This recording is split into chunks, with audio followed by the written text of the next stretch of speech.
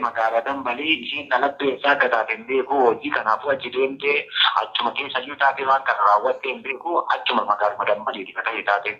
Namtichi moobaayilii jalaa hatame ammoo itti dawwaltee burqufaa. Silkii na ergee jira amma bilbilaa fi mee amma hin bilbilaa garuu hin bilbilee isaan ittiin jedhee ni jira kun onallee na yaamanii jiran. Isinis dhiyaadhaa jedhiin jedhee ittiimee jira mee ijoolleen xiqqoon meetinaan jetti jira abbaan ijoollee sana. Mucayyoon suni Islaama moo amantiin isii amantii maali naan jette? Amantiin isii kaabbaa uffattee jirti. Gaafa kaabbaa irraa bulchinee ilaallu ammoo masqalii mormarraa qabdi. Isiin amantaa lama wanni namni kun amantaa yeroo tokko musliima taate yeroo tokko kiristaana taate naan jedhanii naan jedhe isaan naan jedhe malee. Obboleessa keessi siin jedha. Gaafa dambalee rimiddiidhaan dambal ture gaasararraa ani gaasara dalaga gaafsan. Ani gaasara barannoo dhufee jira guddinaanaatti jira.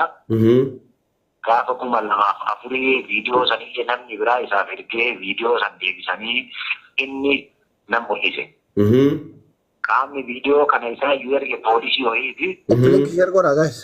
Inni eessaa argatte jennaan nammatu wajjin hojii deembisantu naa erge naan jedhee mee kana maraatiyyuu ati viidiyoo kanallee makaa'ii jedheenni ture adda taateen sun kaatee waggaa 2 eega duubatti haftee waan kana poosti godhaniitiin akkanatti biyya irraa olii gadi raasaa jiran. Wanni ammootiin viidiyoon jalaabiiba dhiiratti godhanii dhiira fakkaatu kunoomaa inni kun sobaa. Isaanii quban qabu kaamee boruu anaa fi sinuu wajjin taanee ilaallaa isaallee hin gaafanna. Inni ganamaan dhufi jedhiin makiinaa yaabbadhu. Ani ummataan itti mee jira.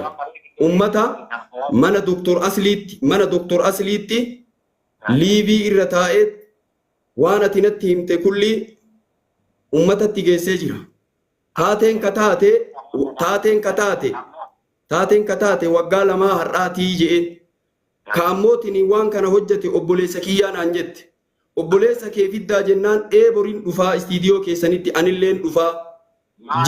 Kanaayyuu baraachi dhaqee istiidiyoo ishee taaroofi jettu dhaqee ummaateetti jira yuunatti fakkaatee bichaa wayiillee hin jirti. Haadhatiyya jiree obboleettiitiyya sun. Akka kana kun dhaqee fudhattee jira kun kanaan bilbiliiti ammaaf hin argattu boriin argatta jennaan. Akka kanallee shakkinetti yaadicha jiru itti himeeni kun innillee liivii irratti waa hedduu dubbatee jira.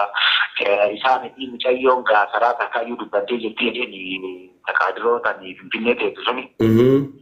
Isheen illee baatii 4 dura jettee kan dabarsaa jirti mormii sanii osoo waan kana qulqulleessinee hin bosotu jettee dhiiste. Waan san hunda irra ga'ee anillee gaafadhee kan isii bilbila osuma barbaadaa jiru eegas amma ka'ee baajaajiidhaan achi dhufeeyyu. Istiidiyoo kiyya jecha. Amma waan gootu gabaabinumaan nama 2000 wayii irratti mana doktor Asliitti waan ati naan jette kulli ummatatti himi. Taateen kun waggaa 2 dura ka hojjate obboleessa kiyya naan jette anis qaama seeraa keessa dalaga magaalaa Maroobee keessa jira naan jette anatu fida naan jette qaama ammootiin meeshaan jalaa bade moobaayilii jalaa bade illee itti dawwalaa akka inni dhufu godhaa naan jette. Ka obboleessa keetii ka taatee kana raawwateen dhufa dhibbaan dhibbatti rakkoon qabu.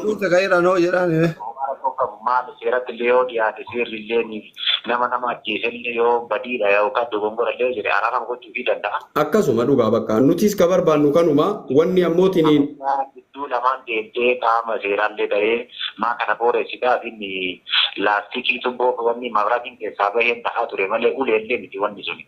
Maaliin dhahee ulee miti maaliin wanni sun? Laastikii mabraatii tubboo keessa galu kana hin jiraami ulee kana ni dagalla. Kana maraa isarraa ka hubannu ta'aati amma waliigalatti kabajame ulfaadhu ammootiin namni martuu seeraa gadi seeraa olii miti atis nama islaama moo amantiin kee? Atillee islaama inni hoo? Innillee islaama nuti diinii ni jaalanna diinii malee hin jiraannu atis innis anis namni martuu seeraa gadi. Qaama seeraa ta'ellee ammootiin kayakke seeraa olii miti seeraa gadi. Namni dhufee ammootiin seeratti uf kennee waan akkanaati jedhee yoo hime wanni ammootiin hin dabrine hin jiru. Atis akka nama qaama seeraa keessatti dalayduutitti ilmi namaa eega balleesse yoo namayyuu ajjeese dhiifama anatu ajjeese je'eetiin yoo ammoo dhiifama hawaasa gaafate wanni dhiifama olii hin jiru. Sirri dabara seericha mootummaa keessatti Kas. seerri mootummaa lama seerri mootummaa murtii gara seeraa yookaan abbaa seeraa mana seeraatiin kennamu fi murtiin gara jaarsa biyyaatiin kennamu seerri kan madamaan ibsu ta'a. Rabbiin ammootiin keeyrii haa godhu oduu deemtu kana mara rabbiin oduu deemtu kana mara rabbii haa qabbaneessu nullee nama dhugaa dubbatu rabbi nu haa godhu nama dhugaaf jiraatu rabbi nu haa godhu mana ammoo Dr. Aslii irratti akkasitti dubbadhee ganama ammoo dhibbaan dhibbatti obboleessa kee akka fiddu shuuriidhaa dubbatte nu dhiyeessi atis koottu haga danda'ameen amma abbaa meeshitti jalaa hatame san itti dawwali haa dhufu siidiyoo masheekaa roobeetitti. Isaan biyya ammayee dambaluma magaalaa dambalnaan jedhani. Yoo dhufuu baatan ammoo gara jiruun itti deemnee yaa'u dhaqanii poolisiin illee ni dubbisanii jiran waan ta'eef anillee ni akkasitti nama gadadhameen fala gochuu yaada. Kan gara isaa hin dhufaa yoo kanaan bakka fidillee taanaan waliin buunee baatanii irraa nafu maaliif namni hin dogongora dhala namaa ta'e namni hin dogongorrillee hin jiru. Dhugaa. Kanaaf yoo wanni biriillee jiraate akka itti deemamee yookaan inni illee barumsa argate yookaan irraa beekumsa argate irraa dubbatti deemu namni yookaan qaama seeraa qofa ta'e illee miti qaama seeraatu ta'ee namni dogongoraa kan seera keessa hin jirre illee yookaan nama qaama seeraa sanii olitti hayyuutu jira garaan aadaa burreedha waan jedhamu jira. Ulfaat kabajaminuu ulfaat ammas dhugaa irratti jira dhugaa irra rabbi si haa ajjeesu. Kanaaf hamma danda'ame ilaali yeroo ammaa ilmi namaa kun obboleessarra dheessa. Obboleessi tokko yoo obboleessi isaa badii dalage badii hin dalagne lakkii jedhee dho'isaaf obboleessi. Yeroo ammaa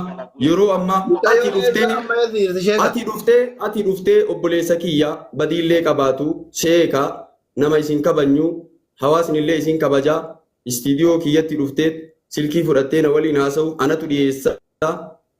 Anillee dhiyaadhaa namni seeraa gadii miti hawaasni keenya kakuu qame walumaan kun.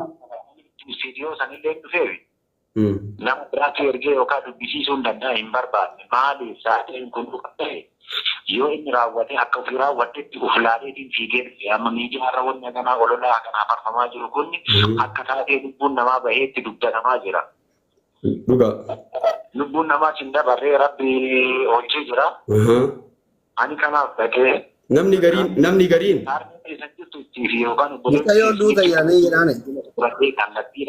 waan kanas amansiisee akka maatiin keessan sunuun hin shakkinetti taatee akkanaatti taatee akkanaa kanallee ishee kaanillee argee jira namni biriisi qaamni biraa miidiyaa biyyaa guutuu irra oolee jira waan ta'eef ani kanaafi dhufee akkanallee shakkine maaliif nama kanallee asitti dhuftee barbaadde akkanaan hin jenneef jedhee ofillee amansiisee isaanis amansiisee eenyummaa kiyyallee ittimee isa sanis waan kana raawwatellee ittimeetiin biraa deemee jira kanaaf ani ulfaadhu kabajamii mucayyoon illee gariin nama duuteeyyu jedhee haasayaa mucayyoo irraa immoo hubannoon ati qabdu jira. Hin beeku waan hin beekne hin beekan jiru ani. Eewwaa tuni bareeda namni garii mucayyoon duute kun hin jirti kun hin duute jaa alaa kulli haalitti ilmi namaa haasawa olii gadi numa hafarsaa haa ta'u ammoo tiniini ati kabajame ulfaadhu. Taatee kanaanillee yookaan sababa dhahaa yookaan walitti dhufeenya jidduu kanatti guyyaan isheen gahee yoo jidduu kanatti illee duutee jiraattu yookaan illee gochuu hin dandeenyu yoo lubbuun jiraattillee haa jiraattu. Numartuu nama du'u qaamni namaa gaafa namni gaafa dhalatu du'aadha inni nu. Kas. Nuun miti yookaan nagaaf ramman isaanirraa jiraatu rasuulli kennallee inuma dabrani. Kas dhuga alayhi salaatu wassalaam. Kanaaf sababaa yookaan harki gurbaa kanaa irratti oolee yoo ajjeesee jiraate homaa wanni hin qabu kun rakkinna hin qabu kanaaf anaatu isinii bilbilaa bakka inshaallah. Ayyee ganama rabbiin nu haa barisiisu sa'aa sadiitti jiraachuu qaba obboleessi kee magaalaa natti jette natti himtee jirta magaalaa jirullee natti himtee. Kanaaf taatee maan biriitu wannumti biriitu uumamee balaa guddoo rabbi haa hambisu. Ani fida eega jedhee inshaallah hin fida homaa rakkoo hin qabu. Ayyee bakka inshaallah rabbi siillee haa barisiisu obboleessa keeti. Kan qalbii qabuu fi kan yookaan rabbiin waatti beeksisee namni ruhiin namaan harkatti baatee jirti jedhee of beeksisuun hawaasa sanillee maatii sanillee dhufillee qulqulleessuudhaaf gara seeraatti geessaa kan hin beeknetu lubbuu namaa baasee hurufatti bada inni badisu gaafa wayii naanna'ee inni nobadaran dhiiga namaa lafa kuusee hin badu waan ta'eef. Sagalee wanna marayyuu ammootiin himee jira. Sagalee keellee ammootiin uummatallee dhageessisee jira. Haqiiqaa rabbii dubbachuudha. Dhageessisee jira. Doktor Asliin illee sagalee illee kinoo si dhagayaa jiran bara ammumaa Doktor Asliin illee si dhagayaa jira. Martuu dhagayaa jira. Wanni jiru kana obboleessi keenya keessa jira nuun fida. Waan ammootiin taa'amte kulli numa dubbatanii hanga sanii hawaasni keenya nu obsaa jedhee itti mee jira. Ulfaadhu kabajamii ganama ammootiin sa'a sadiitti asitti argamuu qaba. Atillee dhufi rabbi nagaan si haa bariisisu anaallee haa bariisisu. Ayyee inshallah hundaan nagaan nu haa bariisisu. Uummata fuula miidiyaa kanarra jiru guutuu hundaan iyyuu obsa barbaachisaa obsaan eeggadhaa waan jirtu hundaa waliin jirra. Taatee tun kataate waan akkaatii miti waan waggaa lamaa duraa fi waggaa lama duraa guyyaa 3-4 keessatti as deebisanii miidiyaa irraa tamsaasaa jiranii. Wanni kun dogongoraan illee yeroo inni kana raawwate ilmeen namaa gaafa foon uffatu dogongoraadha. Kanaaf walumaan taanee isallee haafnee dogongora irraa hin sirreessinaa kan irraa wajjin ol deebisnu ta'a. Kunumaa rakkoon qabu barnoota ofiisiin ta'a isaaf illee ta'a jedhee fudhadha. Assalaamu alaikum warahmatullahi wabarakatuh. Wa alaikum assalaam warahmatullahi wabarakatuh. Asa yamma maal jetta asli sii kenne bakka kana caala wanna naasa hin jiru. Ayyee.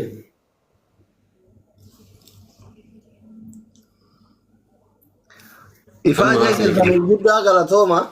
Thanks so much. Ingiliffaan miti Oromiffaan. Galatooma ulfaadha. Sila akka yaadatitti ana mootoo akka keessan kana biyya jiraadhe qaama akkuma kamiidhellee fide miidhamallee fiduu yaala amma. Akka miidiyaan keessan miidiyaa walqixxummaa ta'u mucayyollee fida. Akkasitti hawaasni keessaa bakka dhugaan jirtu arga. Sheeticha waa jalaa badan jiranis mucayyoo tumamtes katume silaa fidaa jirtaniyyuu mucayyollee fida.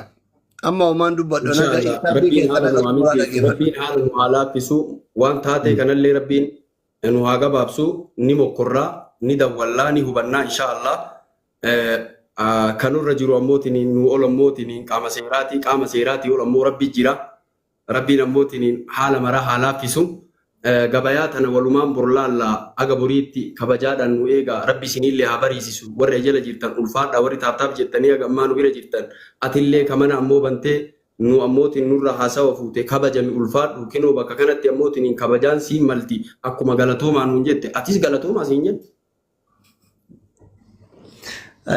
Mucayyoo fidaa silkii yoo noo taate nama isitti naannoo isii jiru silkii isinii ergaa mucayyollee dhiyeessaa torba itti aanu. Ati bar akkuma nama qaama seeraa taatee ana akka nama ammootiin yakka san hojjatee gootee mucayyoo dhiyeessinaan jetta na ajajja jechaana. Seera miidiyaatu akka beektanii amma seera miidiyaatu. Miidiyaan kiyya miidiyaa kee caala ardiibsa miidiyaa kee kiyyatu caala. Furatu kan amani dhugaa rabbii furatu dhugaa rabbii maaliif jennaan aslii kiyyaa. Dhageeffadhaa waa tokko jenna. Haa caalu isinillee na caaltan beekumsaan na caaltan miidiyaa keessanillee kanaa miti aljazeera rabbi isin haa caalchisu. Seerri waan akkanee kana gizee fidan akkaminni qaama miidhee jedhame kanas gizee fidan ka miidhamellee fiduudha. Isin intarbii gootan hawaasni bakka rakkoon jiru addaan hubata. Waan isin jechuu barbaade adaan gootee agarsiisu miti. Ilaa amma fakkeenyaa